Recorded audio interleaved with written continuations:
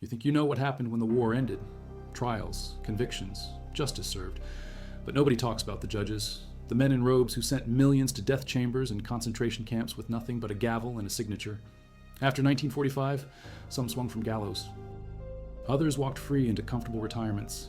Still others vanished into the chaos of Europe's ruins. 5 years of occupation justice across a dozen nations, hundreds of judges serving fascist regimes, and when liberation came, every Allied power faced the same question. What do you do with a judge who made genocide legal? Between 1940 and 1945, judges across France, Norway, Belgium, the Netherlands, and a dozen other nations sat on benches and delivered verdicts that filled boxcars bound for Auschwitz. When Allied tanks rolled through their cities in spring of 45, those same judges had a choice: face the reckoning or run. Also comment from which city you're hearing this from.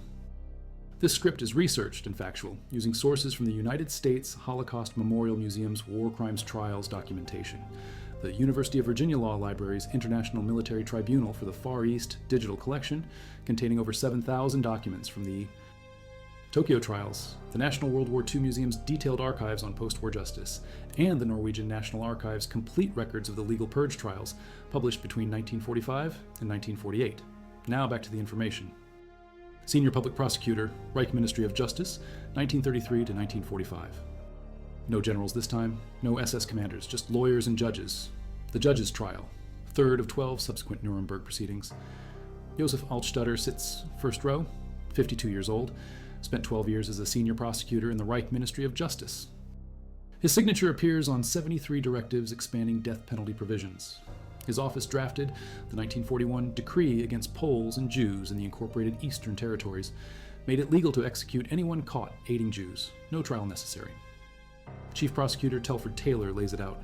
The documents are there, ministry files captured intact, Altstatter's name on memorandum after memorandum, expanding night and fog procedures, recommending elimination of legal protections for occupied peoples, his defense. Just following orders from above, Justice Minister Otto Georg Thierack gave the instructions. Altstatter just implemented them. The tribunal considers this. 3 American judges from Ohio, Oregon, and Texas sitting on Military Tribunal 3. They examined the paper trail. 1942. Memo recommending that Poles arrested for relations with German women should face death automatically. Altstatter signed it. 1943 directive eliminating appeals for Eastern workers convicted of labor violations. His office drafted it. December 4th, 1947. 10 months of testimony. 416 trial days. The verdict. Guilty on counts 3 and 4.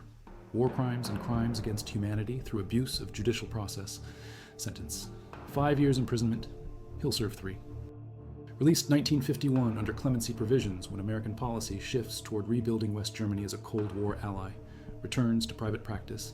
Dies in obscurity 1977. The Nazi judicial system didn't just follow bad laws, it created them.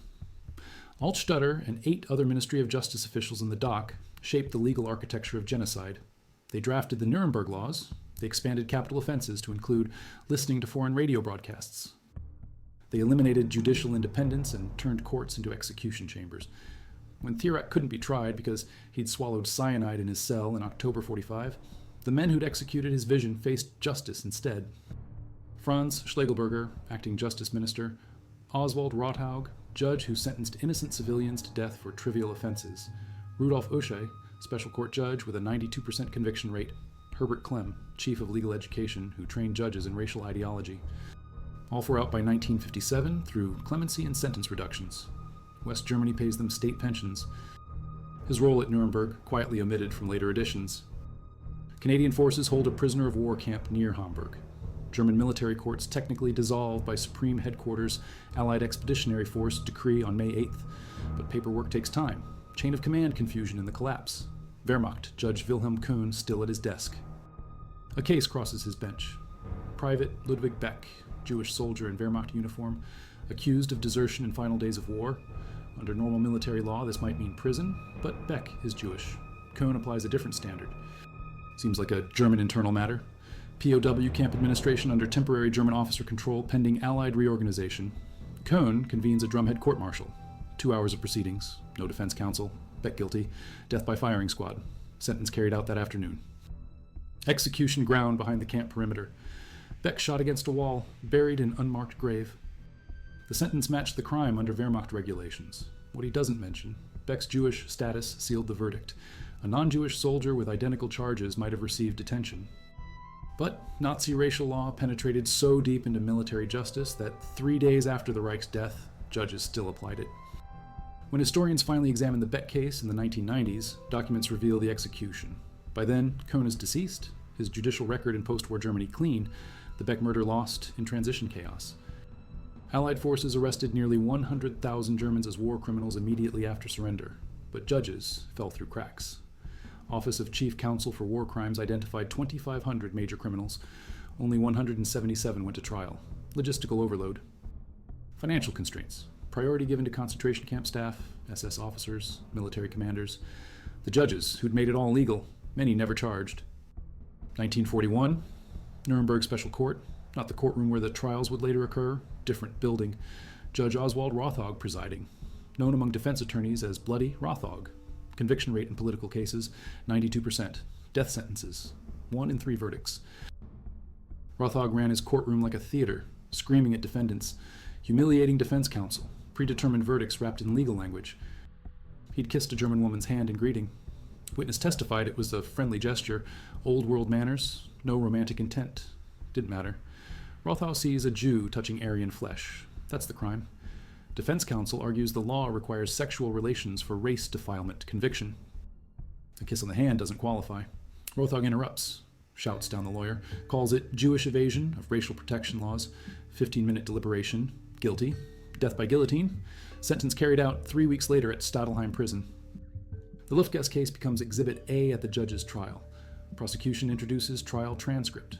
Rothog's courtroom behavior documented by his own court reporter. The defense he offers in 47. He applied German law as written. The racial laws were on the books. He had no choice but to enforce them. Military Tribunal 3 doesn't buy it. The law required sexual relations. Rothog expanded it to include any physical contact. He didn't just follow bad law, he made it worse. Rothog becomes symbol of Nazi judicial excess. Even Germans who'd supported the regime can't defend a judge who executed an old man for a handshake kiss. Rothog serves 8 years, released 1955 on medical grounds, dies 1967. His case file thick with similar verdicts. Teenagers executed for listening to enemy broadcasts. Poles hanged for minor theft. A 16-year-old boy sentenced to death for stealing food during an air raid. All legal under Rothog's interpretation. The special courts operated outside normal appeals processes. Established 1933 as political tribunals. Expanded during war to handle all criminal cases involving foreigners or political suspects. By 1945, over 40 special courts across Greater Germany, each with judges like Rothog. After the war, researchers find that 75% of special court judges received no punishment whatsoever. Most claimed they'd merely applied laws passed by the regime. Courts accepted this defense. Only the most egregious cases like Rothog's resulted in convictions. Ernst Lautz serves as chief prosecutor. The People's Court wasn't a court in any real sense. It was an execution factory with legal trappings. Established 1934 to try political crimes, high treason, undermining military morale, aiding the enemy. By 1942, it's pure theater. Defendants denied lawyers until days before trial, evidence withheld, verdicts predetermined. Freisler wore blood-red robes and screamed at defendants from the bench. Lautz fed him cases like ammunition into a machine gun. Between 1942 and 1945, Lautz prosecutes more than 5,000 cases before the People's Court. He demands death penalty in 4,900, gets it in 4,600, 94% success rate, his most notorious work. The trials following the July 20th, 1944 assassination attempt on Hitler. Plotters arrested, hundreds of suspects rounded up. Lautz builds cases fast, presents defendants to Freisler's court. August 8th and 10th trials result in death sentences for military officers who tried to kill Hitler. Lautz argues they betrayed the fatherland in time of war. No mercy. Sentences carried out within 2 hours of verdicts, hung on meat hooks at Plötzensee prison. Hitler watches films of the executions. Lautz prosecutes Helmuth James Graf von Moltke, Alfred Delp, others. All receive death. Moltke writes to his wife before execution. "We are being executed because we thought together." February 2nd, 45. Klaus Bonhoeffer and 4 others sentenced to death. Last trial Freisler conducts. Next day, February 3rd, American bombers hit Berlin. Direct hit on People's Court building. Freisler crushed by falling beam while clutching case files. dies in courtroom where he'd sent thousands to death. Fewer death sentences after Freisler gone, more prison terms. But Lautz pushes for executions until final days. Last documented People's Court proceedings, April 1945. Berlin falling to Soviet forces. Court evacuates. Lautz charged with war crimes and crimes against humanity through abuse of judicial process. His defense: he never joined Nazi Party, just did his job as prosecutor, followed written law. The tribunal examines his record. 5,000 prosecutions, 4,900 death penalty requests. Lautz knew defendants were innocent. Political show trials. He built false cases, guilty, 10 years imprisonment, serves full sentence. Released 1956, returns to Germany.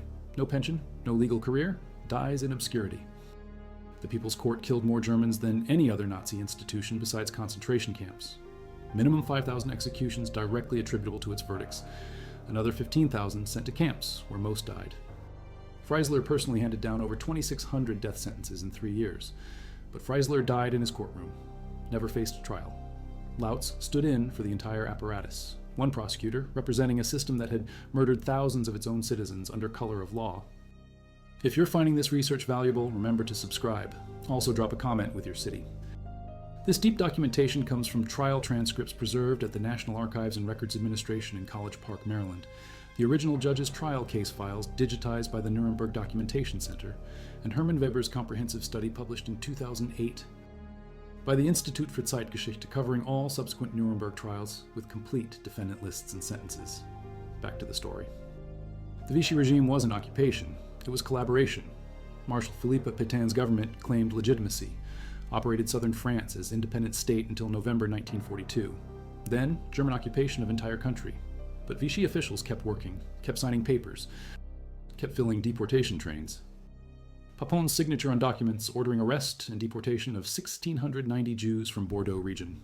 Men, women, children loaded on trains to Drancy transit camp outside Paris, then to Auschwitz. Only 25 returned alive. Papon not arrested. Considered administrative official following orders. Plus, he'd fed intelligence to resistance in final months. Both sides claimed him. Post-liberation France desperately needs experienced administrators. Papon's collaboration record overlooked, gets prefecture posts. Rises through civil service, becomes Paris police chief in 1961, serves in cabinet minister roles under President Valéry Giscard d'Estaing in late 1970s. Papon's signature on deportation orders. Slatinsky's family died in the trains Papon filled. He files charges, crimes against humanity. French legal system buries it. 15 years of judicial obstruction. Papon, too connected. Too many powerful friends. President François Mitterrand, himself ex-Vichy official, shields former collaborators from prosecution. Senior French judges rule Papon must stand trial. First senior French civil servant tried for Holocaust crimes. Trial opens October 1997 in Bordeaux. Papon, 87 years old, 6 months of testimony, 54 years after signing deportation orders. Defense argues he saved Jews by slowing deportation process. Limited numbers. Without him, it would have been worse. Jewish families arrested in night raids coordinated from his office. Children as young as 2 deported. Papon's signature on transfer orders. He knew the destination. Everyone knew by 1943. April 2nd, 1998. Verdict: guilty of complicity in crimes against humanity. 10 years imprisonment. He appeals, flees to Switzerland, arrested, extradited back, serves until 2002, released on medical grounds, dies 2007, age 96. Between 1944 and 1951, France conducted legal purges. Épuration légale, High Court of Justice tried Vichy leaders. Pétain sentenced to death, commuted to life. Pierre Laval executed October 1945. Lower collaborators tried in courts of justice. Death sentences requested in 200 treason cases, 30 passed, 25 executed, 40 executions total, including other charges. But the judges, Vichy magistrates who'd enforced anti-Jewish laws, applied racial statutes, sentenced resistance fighters, almost none prosecuted. Problem was evidence. Every Third Republic judge except one took loyalty oath to Vichy. With a single exception, all surviving French judges had sworn allegiance to Pétain's regime. How do you purge a judiciary when everyone's compromised? You can't, so most French judges kept their positions. Applied French law under Fourth Republic, same as they had under Vichy. Just different laws, same men, clean record. The only Vichy officials punished. Top leaders like Pétain and Laval. Lower officials who'd committed murder directly. The administrative and judicial middle. The ones who'd made the machinery work, most walked free. 1,000 legal executions after proper trials. Compare Belgium, 100,000 imprisoned, 2,490 death sentences, 242 executed. Netherlands, 200,000 investigated, nearly 100,000 imprisoned. 154 death sentences, 40 executions. Norway, 17,000 convicted, 40 executed. Belgian and Dutch governments fled to London. Clear line between occupiers and occupied. In France, Vichy was French. Marshal Pétain was French hero of Verdun in World War I. How do you execute a hero? You don't. You imprison him. How do you purge judges who applied French laws passed by French government, even if that government collaborated with occupiers? You mostly don't. Before Papon, Touvier was only Frenchmen convicted for Holocaust crimes. Not until 1980s did France seriously confront Vichy judiciary's role. Otto Tirac becomes Reich Justice Minister August 1942, previously President of the People's Court, replaced by Freisler.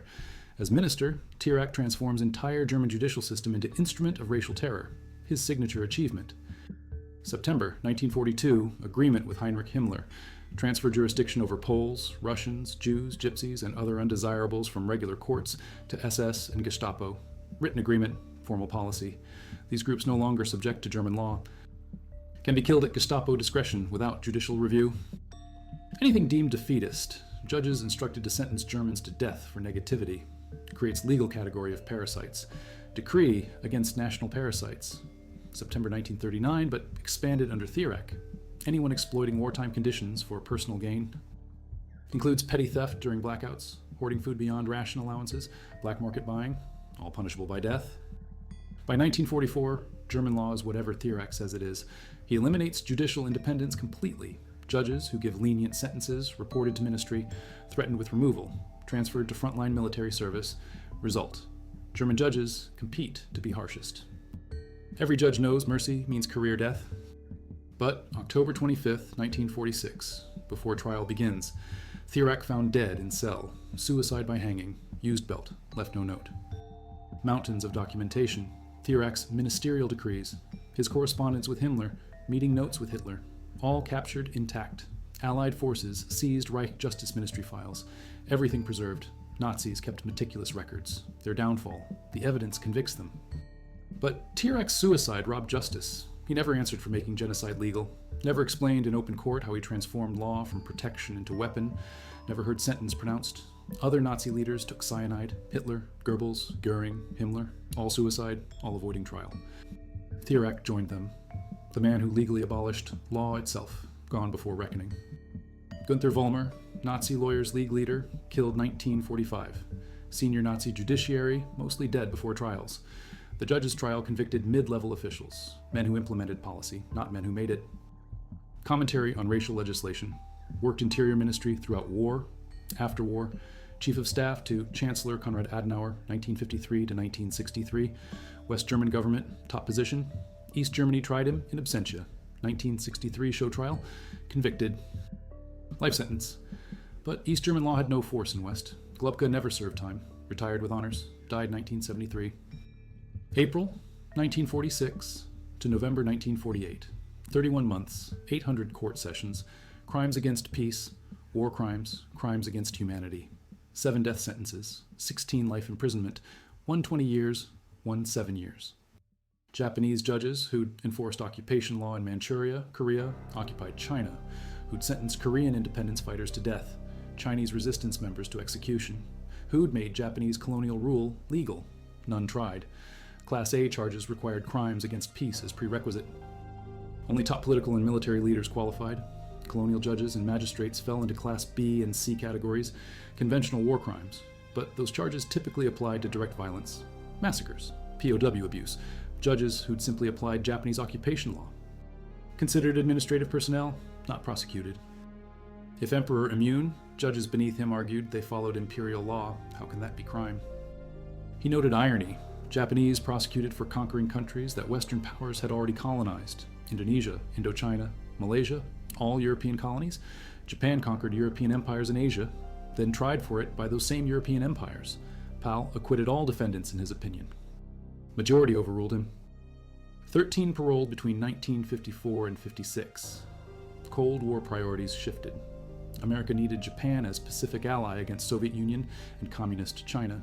Convicted war criminals released early, returned to public life, some entered politics. Nobusuke Kishi, imprisoned but never tried, became prime minister in 1957. Different system, same men, no purge. Served as minister-president 1942 to 45 under German Reich Commissioner. Trial August to September 1945. 9 judges. High Court of Oslo. Quisling charged with treason, murder, embezzlement, encouraging Norwegians to join Wehrmacht. Found guilty most charges. Death by firing squad.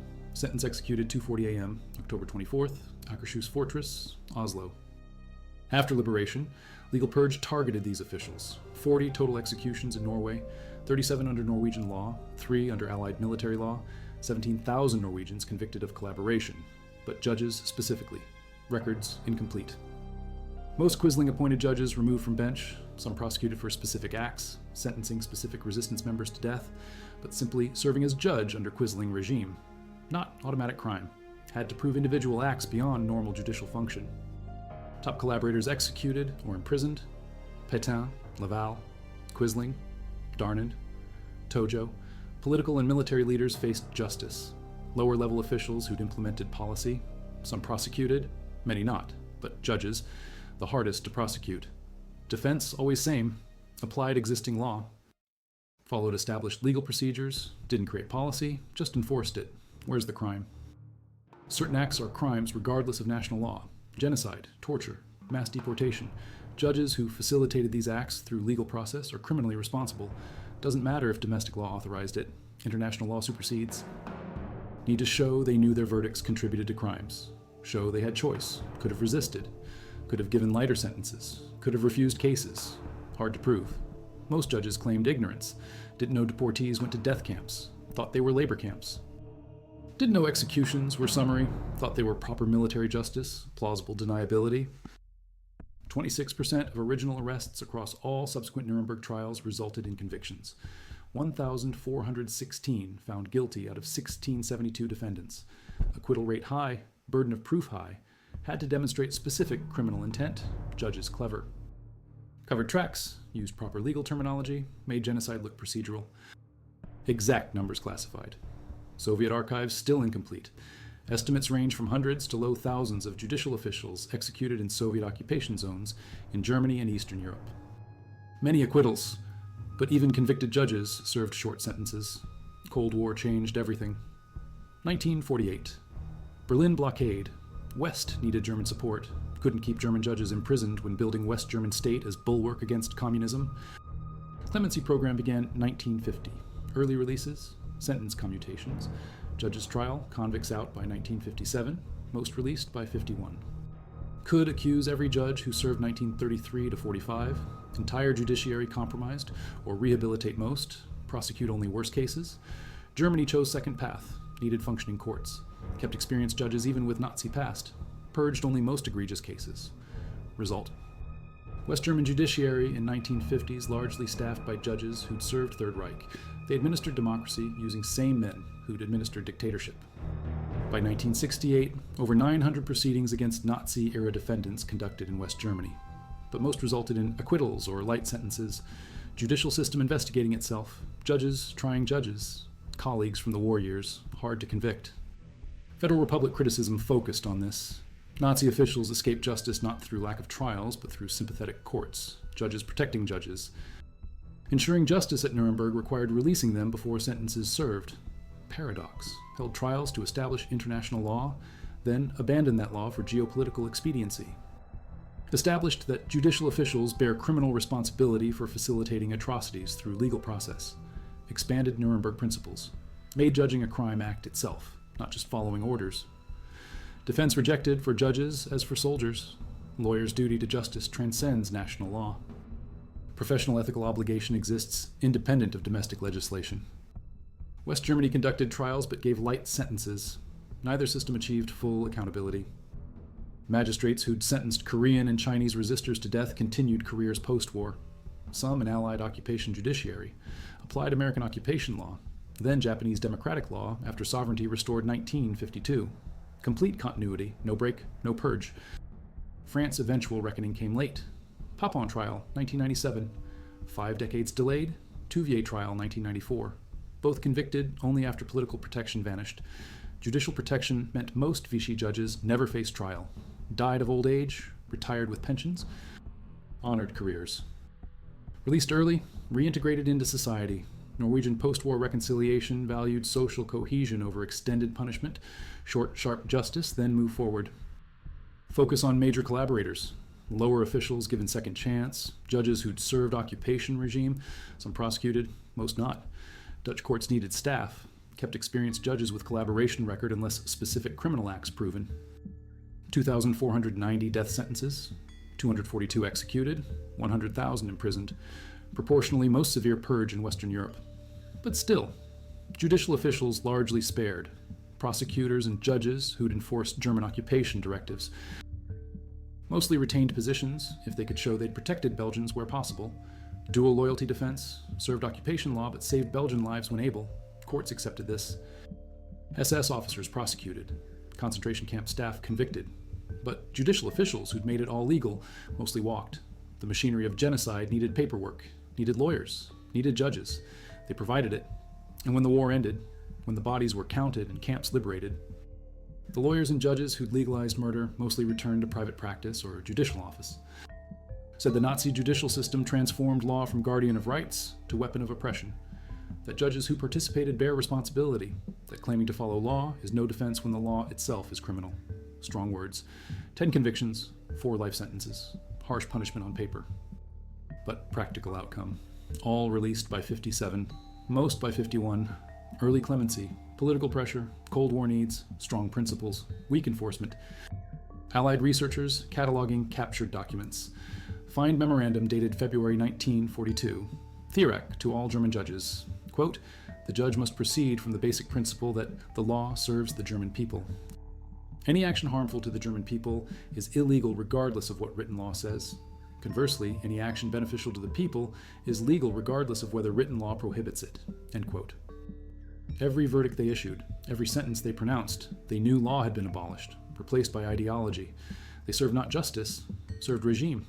And when regime fell, when prosecutors asked why they'd sentenced innocents to death, they said, we followed the law, and courts, some courts, believed them. Death sentences in political cases, resistance fighters, Jews accused of racial crimes, Poles accused of theft, Ukrainians accused of sabotage, 4,000 judges, 16 tried at judge's trial, 10 convicted, all released within 12 years. Justice served. Justice abandoned. The judges of Nazi occupation walked free into rebuilt Germany and restored Europe, kept their titles, kept their pensions, kept their names on law school buildings and courthouse dedications, and the law they'd perverted, the judicial system they'd weaponized. It continued. Same courtrooms, same legal codes, just different defendants, different verdicts, same gavels.